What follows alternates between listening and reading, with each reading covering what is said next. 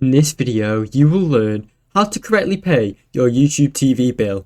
First, go to the YouTube TV on your web browser.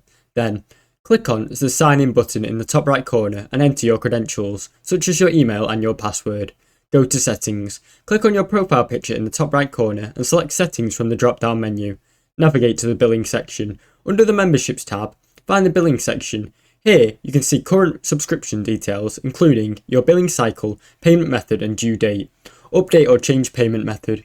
If you need to change your payment or update your payment method to a credit card or debit card, click on Update Payment Method. You will receive a page where you can enter a new payment method. You can either add a new credit card or use PayPal.